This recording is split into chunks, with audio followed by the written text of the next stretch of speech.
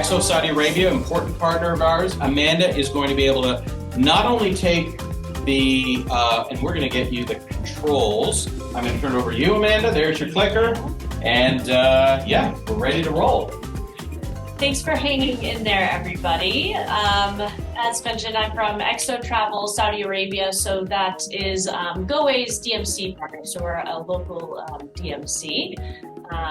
Nice to meet everyone. I'm just going to go through some super basic facts because I know Saudi is a new destination. So of course the language is Arabic. The capital is Riyadh. They use the local currency, the SAR. They have mostly UK plugs. They're 7 hours ahead of the East Coast. Population of 37 million. They're a developed country, so they are quite connected when it comes to Wi-Fi, and 4G, 5G is available. Most offices and work buildings are open Sunday to Thursday, and then English is widely spoken in the major cities, and signs are also in English in Saudi Arabia.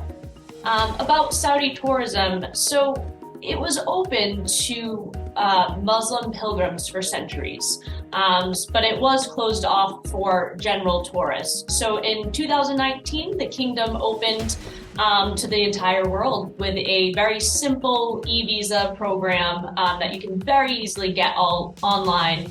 All are welcome. So this is part of the Vision 2030, so by the Crown Prince, and it's a major socioeconomic reformation that's going on. And this is to move the country away from its oil dependency into join the modern world. So some early results, there's a new airline, the Saudi group of airlines now has 25 international connections.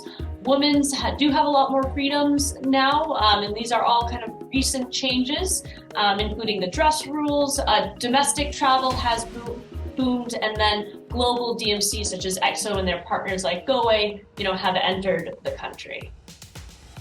We get a lot of, general questions about how it is to travel around Saudi Arabia. So, and a lot of those have to do with women's rights and how you can dress. So, the landscape is quite dynamic and it's changing. But the young women in Saudi are actually educated overseas and they are influenced by the internet, and change is inevitable. So, women are driving now, they go out alone in public, and they do basically dress to follow the local customs. They do wear an abaya. But as far as tourists, they can dress how they wish, just following the local customs, so very similar to other countries in the Middle East. So there's no requirements to wear head coverings or an abaya, but you do have to follow the local customs and dress modestly, covering shoulders and knees. So it's just out of respect, and if you did wear an abaya, it's considered respectful, but it's not required at all. Swimming pools, beaches, and gyms. So we do get a lot of questions on this as well. And this kind of follows the new Vision 2030. So people can use these facilities as they normally do in the West. There is some ambiguity in terms of what time you can go, but overall it is really changing quite a bit. But I would like to point out that Saudi isn't necessarily a beach destination at this time. There's of course a lot going on in the Red Sea. There are public beaches. However, it is quite rare to see people swimming, and it shouldn't be really sold as a beach destination quite yet. And alcohol is permitted in Saudi still. There are quite a lot of rumors of change, but nothing has been announced as of today.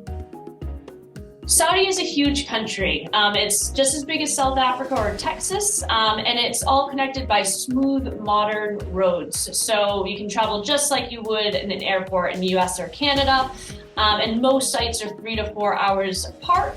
There is a European company built a high-speed train. So there is certain destinations within Saudi that are connected by a modern high-speed bullet train. And then just as you would other places, there are affordable domestic flights. So Sadia, Flasnas, and Flyadil are the three carriers that are going to take you around on short connecting flights within the country. Saudi is, it does have distinct microclimates within the country itself. It's mostly rocky plains and mountains, but there are huge portions of the country that are completely empty sand deserts. So it has the biggest desert in the world. And there are areas in the south that's subtropical as well. But it's a desert climate, so during the summer months, it's extremely hot, both in the daytime and in the night. And then in our winter months, it's actually quite cool at night and a pleasant temperature during the day, more 70s, 80s, whereas in the summertime, it does reach over 100 every day. How do we get around? Mostly by 4x4. So we choose this vehicle for a few reasons. So you have a higher vantage point, better views, fairly good road safety, and it's all about the experience. And when you're in the desert, you need a 4x4 to go off-roading. So to avoid having to switch vehicles, most of our clients and partners will use this 4x4, both within the city, and then also when you're out in the desert and you can go off-roading that way. How do they eat? So they love picnicking and they love sharing their food, and sitting on the floor is customary. So we can really tailor it for you and your clients just based on their comfort levels, but most will want to experience the local way, sitting on the floor and experiencing it with your guide and travel companions. And people actually love it, but there are alternatives if they're not comfortable. And then of course there is quite a lot of like coffee, cafes, including both local and Western. So there is quite a range of options, especially within the cities. You will get more than just Middle Eastern cuisine as well. There's a lot to do in Saudi, but I'm just going through some very, the main spots and how long you need in each place. So that's Jeddah, which is along the coast, which is minimum 2 nights. Alula, absolute minimum 2 nights, and it's kind of the must-see 3 nights if you can pull it. And then Riyadh, which is the capital, a minimum 2 nights as well. So the tours can either start or end in Jeddah or Riyadh, and they can go in either direction. So it doesn't matter all that much where you start or end. They both have good international connections in and out. Riyadh, like I mentioned, is the capital. There is quite a large variation of things you can do. So it's very much a blend of medieval, millennial. There's quite a lot of new buildings as well. So touches of local life. There's parks that you can stroll around. There's quite a lot of old houses, and there are a lot of really nice dining experiences as well. It is the big capital city, and there is quite a lot of traffic, so our preferred properties are going to be in the Aloya area. And then the Al Diriyah and the surroundings can't be missed. So these are just some visuals of what's available in and around the Riyadh area. In the middle is Al Diriyah and the UNESCO World Heritage Site of Al Tarif District.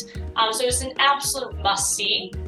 Aside from the city sites. And then there is also an area called Edge of the World. So if you picture kind of Utah scenery, Arizona State, really dramatic desert scenery, that's a great kind of entry to the scenery within Saudi Arabia. Alula, it's right south, kind of more inland. So basically, from Riyadh, it's an hour 45-minute flight, and from Jeddah, it's an hour and 20-minute flight. So it is very well connected. And then through some other spots in Saudi Arabia, you can do kind of a 3 to 4 hour drive. So flights are easier from Riyadh. There's just more connections. As of right now, we would expect them to open up to some other areas a bit more frequent as time goes. But it's absolutely amazing, and it is considered a bucket list travel destination. So basically the highlights are the ancient tombs, the rock formations, the canyons. This again, you go by 4x4. There are adventure activities as well. And then top-notch luxury resorts. There's a really cool art district, an old town area, and then of course the UNESCO sites and Hegra to see all the tombs. So absolute minimum 2 nights, but there is quite a lot to do within the old town and time at your leisure, in addition to the touring available as well. And then Jeddah, like I mentioned, it's on the coast, so it has a warm, humid climate, really awesome seafront area, and the Old Quarter is an absolute highlight as well. Tons of restaurants and great seafood since it's along the coast as well. And then some new hotels to the scene, so some really nice places to stay.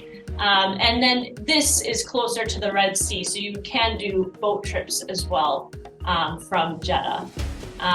So here are just some visuals within the city itself, and then the middle is the old town area, which is an absolute highlight. And then honestly, the Red Sea, the diving and snorkeling you can do straight from a day trip from Jeddah is actually quite surprising. Very good corals and marine life as well. Thank you so much.